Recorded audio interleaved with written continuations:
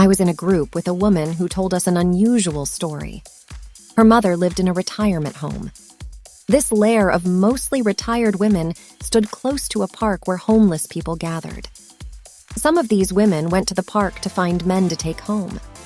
They would give the men good meals, drinks, and showers, and then fuck their brains out. You can imagine the looks on the faces of the people listening.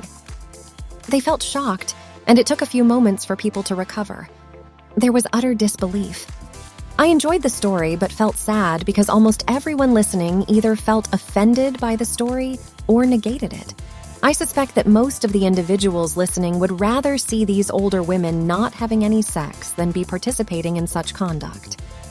There seems to be some weird idea that after a certain age, a woman should cut off her hair, get a perm, and put herself out to pasture like a domestic animal to live the rest of her life babysitting grandkids, telling stories, and waiting to die. I have repeated this story a few times and gotten the same reaction for the most part. All people, regardless of age, deserve a chance to live as fully as their circumstances allow. If life wants to dance with others sexually, then why stop it?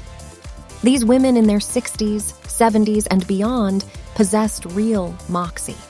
They refused to live without the life-affirmative experience of sexuality. They didn't have a lot of suitors standing in line, so they went where they could get what they needed. For the men, the sex may have been a means to a meal or an end in terms of pleasure.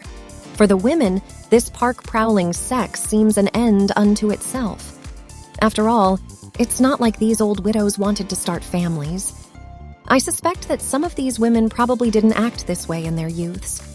The closer one gets to death, the more a person begins to regret the things that he or she never did.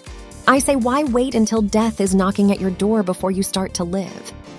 Excerpt: The Paradox of Self-Realization by Todd Vickers, links below.